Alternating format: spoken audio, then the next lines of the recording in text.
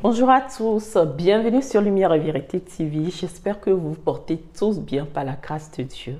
En tout cas, moi, je me porte bien et je tiens à remercier tous ceux qui visionnent mes vidéos et qui font le partage. Et je prie que Dieu puisse vous bénir parce que vous n'êtes pas en train de partager l'image ou la vidéo d'un homme, mais c'est la parole de Dieu que vous êtes en train de partager et je crois que Dieu va vous récompenser pour votre œuvre. Alors, je voudrais entamer avec vous aujourd'hui parce que j'ai eu vraiment à cœur de partager avec vous les bénéfices de la venue de notre Seigneur Jésus-Christ sur la terre. Parce qu'il y a des gens qui savent et qui connaissent l'histoire de Jésus, mais ils ne connaissent pas la vérité sur l'histoire de Jésus, sur le but pour lequel il a été condamné et jugé, crucifié à mort. Parce que la Bible dit dans le livre de Jean que vous connaîtrez la vérité et que la vérité vous affranchira, que la vérité vous rendra libre. C'est Jésus qui le dit. Tu peux savoir, mon frère, que Jésus est venu sur la terre et qu'il a été crucifié, mais est-ce que tu sais le but pour lequel est-ce qu'il a fait ça?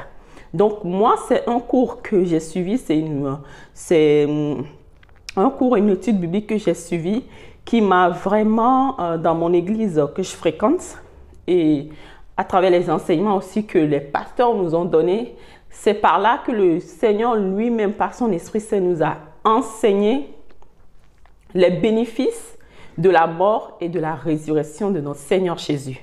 Parce que si tu ne sais pas tes droits, les droits que tu as acquis, les droits que Dieu t'a donnés à travers la mort et la résurrection de son Fils, tu vas rester prisonnier. Ta vie ne va pas changer. Bien que tu sois chrétien, si tu ne connais pas tes droits, ta vie ne va pas changer parce que c'est la vérité qui fera, la connaissance de la vérité qui fera que tu prendras connaissance de tes droits. Et alors là, tu pourras commander à l'ennemi, tu pourras commander aux adversités qui sont dans ta vie de dégager parce qu'ils n'ont pas le droit. Donc aujourd'hui, je vais entamer avec vous le premier module de cette étude biblique que je vais partager avec vous.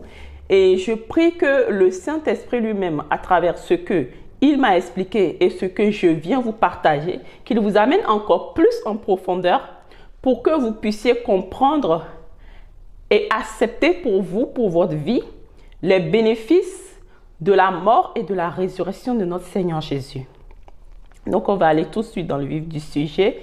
Nous allons commencer par le livre de Genèse. De Genèse 3, verset 23. Alors, la Bible nous dit que l'homme a été créé à l'image de Dieu. Il a été placé dans le jardin d'Éden. Mais à travers le péché de l'homme, il a été chassé du jardin. Le péché a fait que Adam, dont la définition c'est l'être humain, l'homme n'avait plus le droit de rester dans la présence de Dieu. L'homme ne pouvait plus rester parce qu'il a été souillé. Parce qu'il a été souillé par le péché et la sainteté de Dieu, la présence de Dieu. Éden, ça veut dire présence de Dieu, ça veut dire lieu de délice, ça veut dire, voilà, lieu de délice, présence de Dieu. Et ce péché qui a souillé l'homme ne lui donnait plus l'occasion de rester dans cette présence. Il n'avait plus le droit. Donc, on connaît tous l'histoire. Adam était obligé d'être chassé du jardin et de se retrouver sur la terre en train de souffrir, en train de cultiver la terre avec labour et douleur. Mais Dieu, dans son amour, avait un plan de salut pour Adam, pour l'humanité, pour Ève et pour tout homme et femme. Il avait un plan de salut pour nous sauver, pour récupérer nos vies, pour nous récupérer de la mort éternelle. C'est pour ça qu'il a envoyé Jésus et il a voulu faire tomber sur Jésus le prix que nous devions payer. Parce que la Bible dit que le salaire du péché, c'est la mort. On avait péché et ce qui nous attendait, c'est la séparation. On a été séparés de Dieu et être séparé de Dieu, être chassé du jardin d'Éden, pour Dieu, ça signifie la mort. C'est-à-dire, tu as été coupé de ta source. Tu as été coupé de là, du jardin dans lequel on était, du jardin dans lequel Adam, l'humanité était, où c'était un jardin de délices, où il y avait tout. Ils n'avaient besoin de rien. Ils avaient été coupés de cette source de vie et ils sont chassés dans les lieux, sur la terre, où ils seraient obligés de galérer, de souffrir avant d'avoir de quoi manger, de quoi survivre. Mais Dieu, dans sa bonté, c'est pour ça qu'il a prévu Jésus-Christ pour venir nous sauver. On va le lire. On va le lire dans le livre de Matthieu 27. Matthieu 27.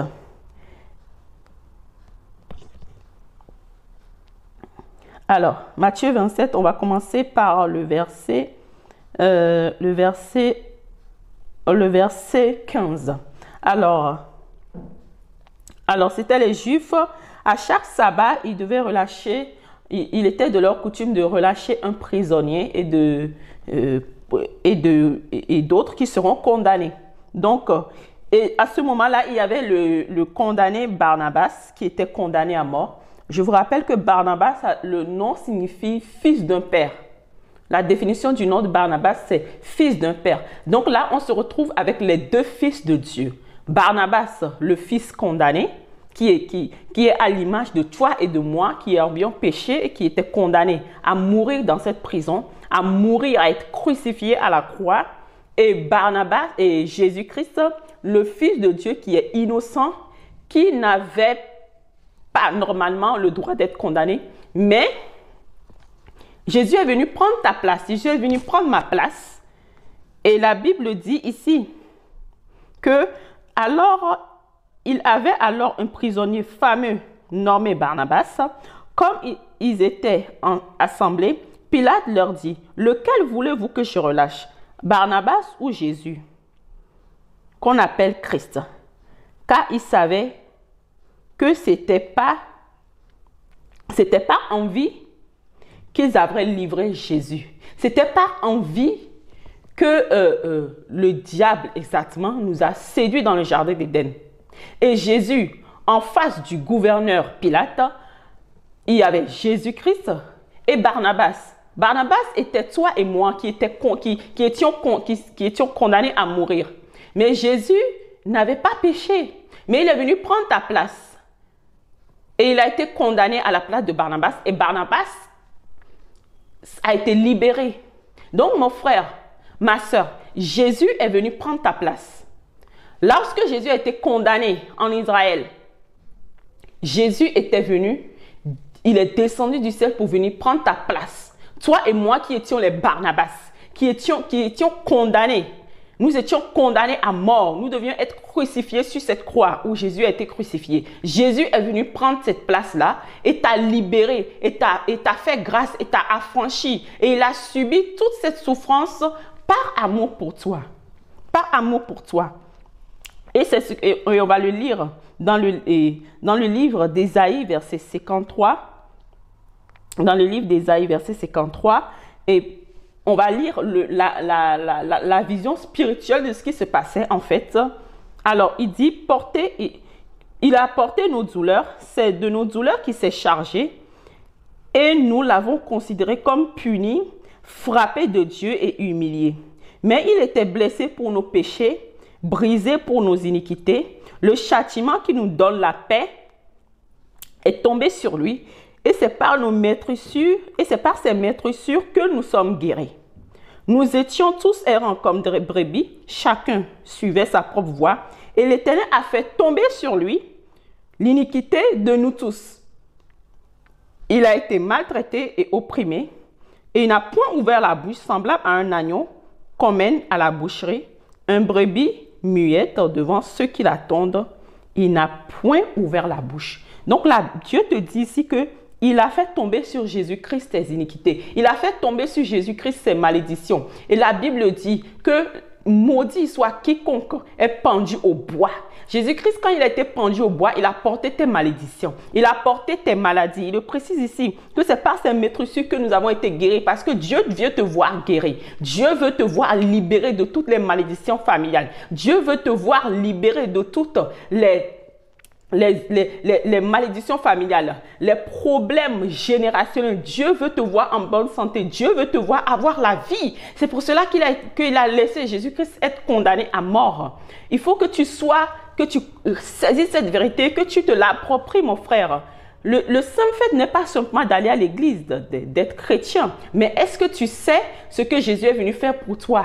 Parce que peut-être dans ta vie, tu es encore en train de subir certaines choses. Et tu te dis, oui, c'est une maladie générationnelle. Oui, mon père a le diabète, ma mère a le diabète, mes parents ont eu le diabète. Donc moi aussi, je dois avoir le diabète. Mais tu dois dire non. Parce que la Bible te dit ici Dieu a déjà donné Jésus et Jésus a déjà porté tes maladies. Dieu a déjà donné Jésus. Jésus a déjà porté tes malédictions. Dieu a déjà donné Jésus. Jésus a tout porté. Et à la croix, il a dit que tout est accompli. Il n'a rien oublié pour toi. Il a porté tout. Il est mort. Il est même mort à ta place. Et cette mort physique aussi a un sens spirituel. Allons pour découvrir le sens spirituel de cette mort. Alors, dans Hébreux 9, verset 22, il nous dit que sans effusion de sang, il n'y a pas de pardon de péché. Et presque tout est pur. Alors, presque tout est pur par le sang, et sans effusion de sang, il n'y a pas de pardon de péché. Donc Jésus, par son sang qui a été versé à la croix, il t'a purifié devant Dieu. Tu es devenu pur, tu es devenu un saint pour Dieu. Tu es devenu un saint, un lieu saint, un temple de Dieu saint que l'ennemi n'a plus le droit de toucher. Parce que ce qui est saint, on ne le touche pas. La maladie n'a pas le droit de te toucher. Les malédictions n'ont plus le droit de te toucher. Les réclamations n'ont plus le droit de te toucher parce que tu es un lieu saint. Alors, dans le sens spirituel où Jésus est mort à la croix, alors il a été rejeté par Dieu. Dans le livre de Matthieu 27, verset 46, je vais vous noter tous les versets que j'ai cités dans ce partage. Je vais vous le laisser en bas pour que vous puissiez méditer sur ces versets. Alors, dans le Matthieu 27, il a crié, verset 46, il a dit, « Mon Père, Alors, c'est la première fois où Jésus appelle Dieu mon Père. C'est la première fois où il appelle Dieu mon Père. Il a dit, Eli, Eli, Eli, lama sabachthani. Ça veut dire, mon Dieu, pourquoi m'as-tu abandonné? Donc, Dieu a abandonné son Fils Jésus-Christ pour te recueillir, toi, dans sa présence, pour te recueillir dans l'Éden, pour te recueillir dans l'Éden, là où tu as été chassé, là où nous étions chassés. Dieu a rejeté Jésus-Christ pour nous ramener dans l'Éden, pour nous rapprocher de lui, parce que Dieu veut vivre une vie d'intimité avec toi. Et c'est le message qu'il est en train de t'annoncer aujourd'hui, que mon frère, ma soeur, si tu acceptes Jésus, si tu acceptes que oui, Jésus, je reconnais que tu as pris ma place, que c'est moi qui devais être crucifié comme Barnabas, mais tu es venu par amour et tu as donné ta vie pour moi, pour que moi je sois libéré. Je reconnais que tu as fait cela pour moi. Alors je te reçois pour que tu viennes dans ma vie, pour que tu viennes conduire ma vie, pour que tu sois mon sauveur et mon Seigneur personnel. Jésus vient dans ta vie et il te réconcilie avec le Père. Il te réconcilie avec le Père. Alors là, mon frère, ma soeur, tu rentres, tu retournes à Éden. Éden ne sera pas recréé après la fin du monde, ou comme les gens le disent, oui, après la mort, c'est alors là qu'on nous jugera. Oui, on nous jugera, mais le jugement que tu auras après la mort, dépendra du choix que tu auras fait sur cette terre. Est-ce que tu t'es réconcilié avec Dieu à travers Jésus? Est-ce que tu l'as accepté comme c'est celui que Dieu a envoyé pour porter tes malédictions, pour porter tes péchés, pour porter tes souffrances, tes maladies? Est-ce que tu l'as accepté? Est-ce que tu as fait ce choix? Si tu fais ce choix, oui, après ta mort, tu vas continuer dans ton Éden. Parce que l'Éden, là, tu vas le commencer sur cette terre et ce sera qu'une continuité de ce que tu vis sur la terre. Mais si tu n'as pas commencé ton Éden sur la terre, ne te trompe pas, mon frère. Ton Éden ne va pas commencer après la mort. Hein. Ce sera l'enfer direct parce que c'est le moment où Dieu nous donne de faire ce choix stratégique pour retourner dans l'Éden, dans sa présence, dans ce lieu de délice ici sur la terre et de continuer après la mort. Parce que la mort, ce n'est pas la fin. La mort, c'est juste que l'esprit quitte le corps. C'est tout simplement ça. C'est juste que l'esprit quitte le corps. Il n'y a pas une autre définition de la mort que l'esprit quitte le corps. C'est tout simplement ça. La mort, ce n'est pas la fin de quelque chose.